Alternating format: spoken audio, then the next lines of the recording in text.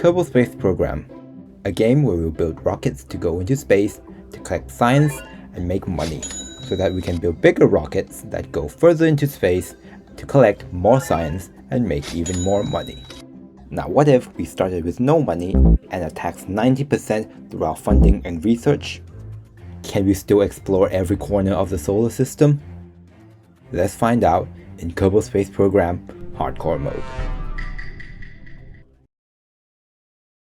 So in KSP, you start off with a few parts available for you to buy to then build a rocket with. None of which is free, so we'll have to somehow get money without doing anything. This is why we come in here to get ourselves some starting contracts.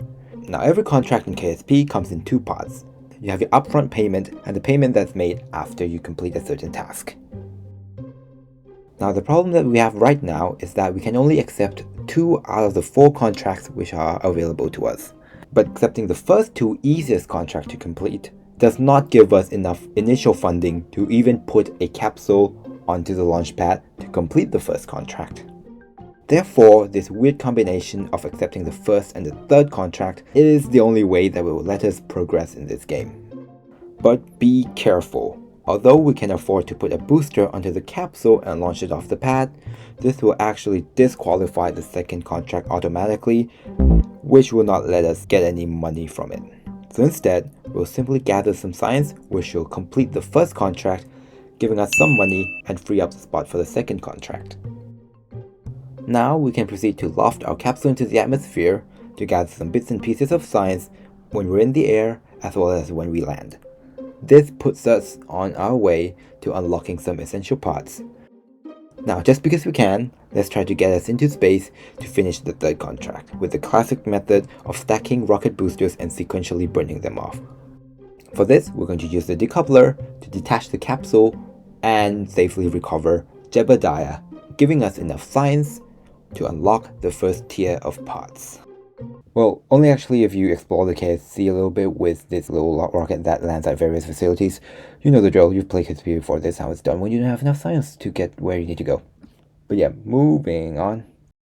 The next obvious step, of course, is to get into orbit. With the current solid rocket design being insufficient to do so, we need to quickly get some liquid fuel parts. Now, since all the previous contracts have only gotten us 16,000 funds, launching a liquid fuel rocket which is 6,000 each is going to financially hurt us. That's why we're going to have to make the most with what we can through the 18-ton weight limit and the 30-part limit, and trying to see how far we can go carrying 2 science parts and a return capsule. So this flight could possibly be considered the limit of what can be achieved at this stage of the game. Without the orbital parameters available, you can only rely on your speed and altitude to predict whether your gravity turn is being done correctly. And getting the gravity turn done correctly is pretty much essential to get us to where we need to go, which is 300 kilometers above the surface, and then to be able to return safely without burning up because we don't have the heat shield yet. Yeah, you can probably guess I did this mission like at least a couple dozen times to get it right. And despite all that effort, we'll still have to gather some more science by probing more facilities. Fun fact, if you land on top of a roof, it's considered another biome, which is nice. Now looking at the second tier of parts and which one to unlock first, the top one seems attractive since it has the larger fuel tank, which can let us go further with the same number of parts. But coming back is going to be difficult because we don't have a heat shield. So instead, looking at the bottom option, we have both the heat shield and the barometer, which will let us get more science to then be able to easily unlock the entire second tier of parts. Now that we no longer have to slow down on the way back, we can take the same rocket design and push it all the way to encounter the moon. The tricky part is to get ourselves on a free return trajectory that will put us roughly on our way back to Kerbin. Doing so will win us the Explore the Moon contract, as well as whatever science we can get there. And yes, apparently I've gotten good at landing on top of roofs. And after completing a few random contracts nobody needs to see, we can now upgrade the launch pad to hold more than 18 tons. This will let us build a rocket that's large enough to reach an orbit of the moon, which is where the more lucrative contracts reside. These are called observation contracts, where you have to pass over a certain spot on the moon, make an observation, and get some money. I tried doing that with this mission, but it was barely able to get into orbit around the moon and was barely able to get back after literally yeeting the capsule back into the atmosphere. Which means that what we did was basically just a science mission, which, well, actually unlocked the larger fuel tank, which gave us the ability to try again and come back and do the observation properly. Now that we're in a low polar orbit around the moon, we can simply let the observation point pass beneath us as we collect the observations.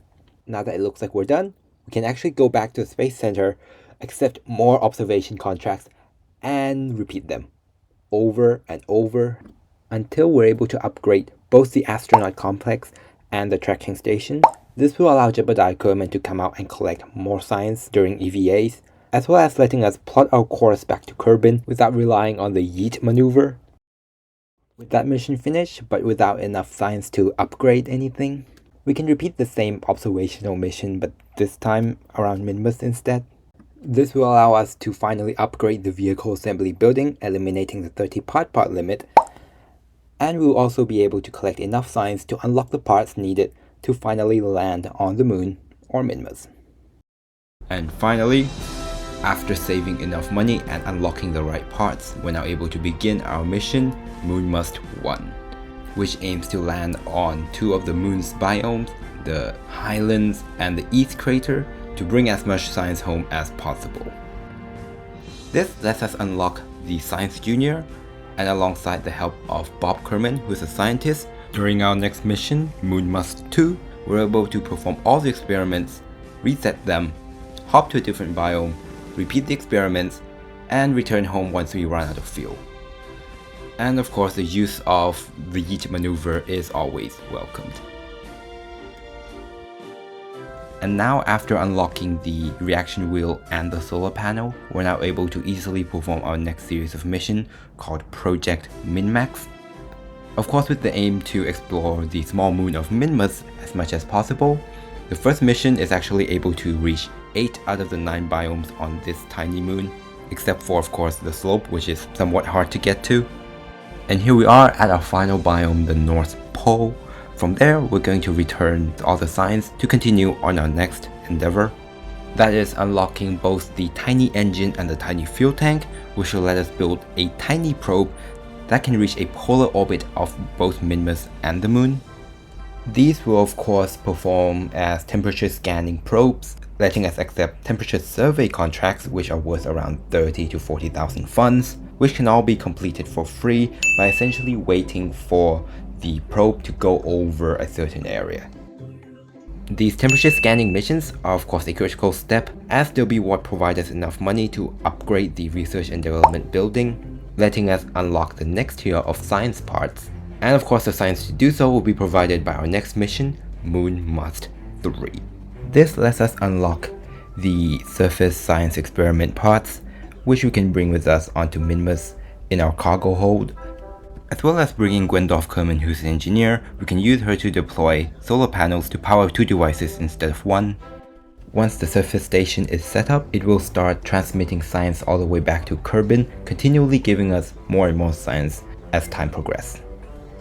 Meanwhile, since we just upgraded the R&D center, the Kerbals can now take surface sample, which we will do by flying them over to each of the biome, including the slope biome. After which, we will set up another science base, write ourselves back up, and launch to a third biome to collect more surface samples, to finally return home with all the science, knowing there'll be more to follow from all the stations that we've already set up. Next, we can unlock the mobile processing unit, where once it is sent to space and supplied with scientists, it can take incoming science from deep space missions, process it, yielding 5 times the science compared to what we would originally get. This of course is to be demonstrated with our next mission, Minmus 4, which is sent to deliver 2 more science stations and explore 3 more biomes. Although on the way back it was found there just wasn't enough fuel for the capsule to return all the way. This is why Bob has to get out, take all the science, aerobrake into a low Kerbin orbit to be rescued later. With this new spacecraft design called the Sounding Safe system, it is meant to recover Kerbals from low Kerbin orbit. In this case, we can use this to actually take Bob Kerbin and bring him to the mobile processing unit, that is already in orbit around Kerbin, delivering all the science, rescuing Bob, and begin our research to increase our science gain by 5-fold. Meanwhile, we can take our Sounding Space System spacecraft, go pick up some random astronauts stuck in orbit, and return home, bringing them to safety, splashing down in the ocean near the Space Center and recovering all the parts. Now, with all the lessons learned from all the previous Moon missions, Minmus 5 now brings a bigger rocket with 3 solid rocket boosters and 3 liquid fueled booster, to then be able to reach the last remaining biomes on the Moon, which are quite far apart. The final stage of the spacecraft now has a bit of propellant on it, so that we can use it to separately rendezvous with the science lab once we re-enter Kerbin's orbit. This time bringing the science directly to the mobile processing lab for the scientists to continue their research. And eventually, after waiting a few hundred days, we're now ready to design our first interplanetary mission.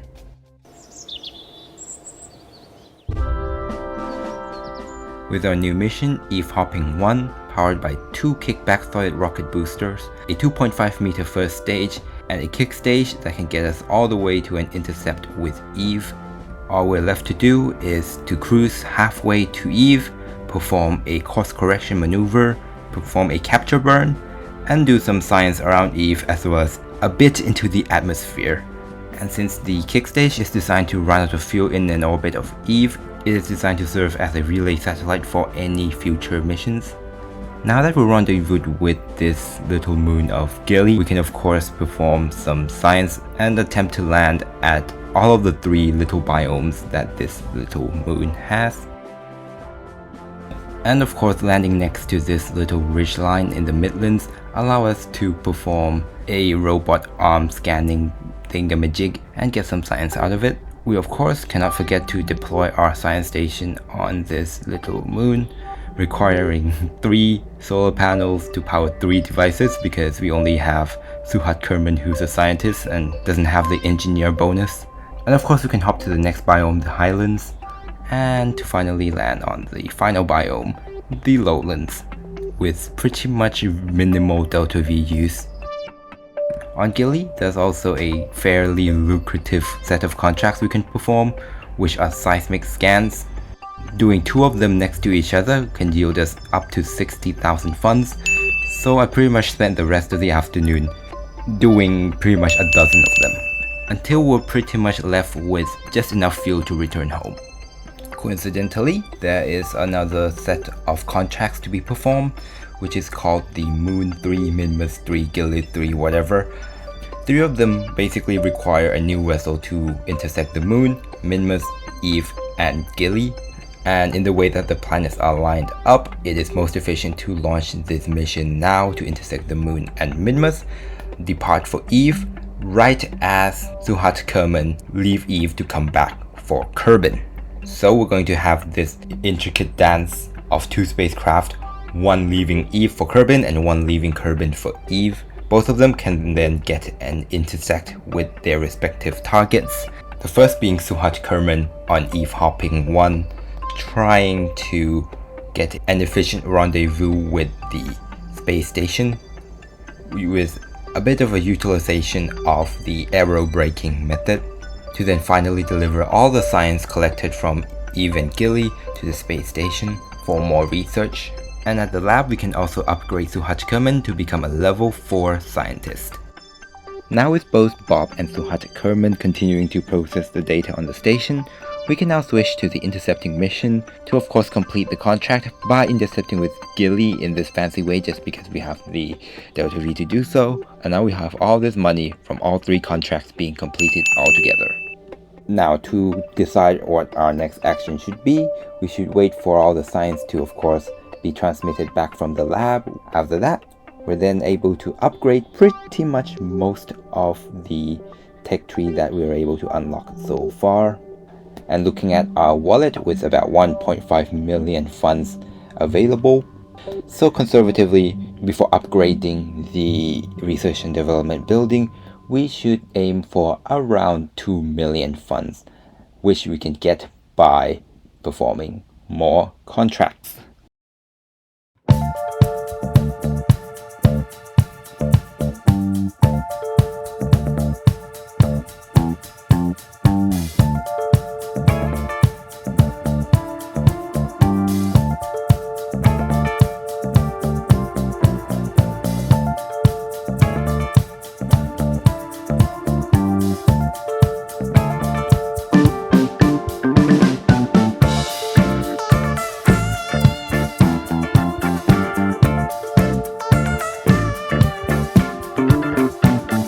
And finally, after making the last R&D building upgrade, we can now gather the rest of the science to unlock the remaining parts, which is essentially the final stage of the game. To do this, we could attempt to land on every single biome on Dune and Ike, but that will require several landers to explore every biome on both bodies, which will be fairly complicated and might not be enough science to unlock the entire tech tree after all. However, looking to the other side of the solar system, we have Eve, a planet with an atmosphere thick enough to support the use of electric propellers. So in theory, with a propeller-powered spaceplane, we can reach all 17 biomes and collect a ton of science, which can then be processed at a surface base with a research gain factor of 6.25. To actually do this, we're launching 3 vessels all together on the same rocket, where on top we have our re-entry vehicle, and on the bottom we have a return capsule which will remain in orbit for the 5 Kerbals to return. The re-entry vehicle itself consists of the science plane on top, which will detach and land separately, and on the bottom, of course, you have our science lab, both of which have to, of course, fit in the 2.5 meter diameter of the bottom heat shield, since we're using the 10 meter diameter heat shield as a sort of balut in order to stabilize the vehicle on the way down. And here you can see me trying to land both of the spacecrafts, with the plane touching down first, followed by the science lab. And then I had to do a little bit of a housekeeping move and fly the plane a little closer there. Once both of the crafts have landed, we can plant our flags and do some science. And now we're ready for our first airborne expedition, taking 3 Kerbals to visit a crater just southeast of the base. Now, to get into some specifics of the aircraft, it is powered by 2 small ducted fans capable of reaching 150 meters per second cruising speed, and is also pretty stable, so we can just set the spacecraft on its course, put it into time warp, and relax, scroll on TikTok for a while. And there we go. We've arrived at the crater's rim, we'll do some science, and fly back to base. And for our second, and actually final flight, we're going to perform a circumnavigation of Eve from east to west in order to reach every single biome, starting from the base going west, landing on several peaks, dipping into lakes and oceans, and proceeding to take off with the help of a front canard. And over a few hours and a couple of documentaries on the side, we've managed to collect science from every single biome of Eve and began to process it in our lab. This time, of course, getting the 6.25 time boost on our research. But if you remember, since we have a 90% tax on this game, it's actually a 62.5% factor compared to the default game, which is not bad, I guess. But who cares, because we just unlocked every single part in our tech tree, so it doesn't really matter and we can all have a party, right? Right, we can't really do that after leaving 5 of our Kerbals on a purple planet. So we'll have to build a rocket that can return. And how are we gonna do that with this budget? What? Okay, I think I've come up with something. I'm actually adapting a design by Echo3. You can check his video out. It essentially uses large propellers stored in the cargo bay, which can lift a rocket up to about 17 kilometers, which exactly half the delta V it takes to get into orbit around Eve, which reduces the mass of the entire rocket by 4 times. Of course, I had to push the design a little bit more by increasing the passenger capacity from 1 to 5 by fitting them inside of a payload bay. This only increased the payload mass by 60%, which is associated with the change from the 2 aerospikes into a vector engine. But luckily we're able to lift that to pretty much the same altitude with the same propeller design. And of course I made deployable wings and landing gear so that everything still fits on the 2.5 meter diameter of the heat shield. And of course, to send this thing to space, we need a giant rocket, which costs a lot of money. This is why with the new vector engine, we're actually able to build an SSTO rocket, with decent payload mass, and it can actually safely re-enter and land on a parachute, which means we can recover most of the launch cost, saving it for some other missions in the future. Now, since we're not able to exactly pinpoint where the Eve Ascent vehicle lands, we're able to get it close enough and fly all the Kerbals the rest of the way using our science plane, doing 2 trips. Thank you for flying Ryanair. And yeah, after several air crash investigations and several years on this alien planet, here we go. Well, the launch isn't that dramatic, it's just the propeller, so yeah, in just any moment now. Here we ignited our vector engine while simultaneously detaching all of our aerodynamic components, controlling our ascent until we were able to get mostly out of the atmosphere, to then engage our second stage, which gets us all the way into orbit. Yeah, that took a really long time to figure out, so please subscribe, or not, because I'm pretty much done with KSP, so do whatever you want. Now let's transfer our crew to the return vehicle we've parked a few years ago, and well, you know the rest of the story. Thanks for watching, and remember, don't explode.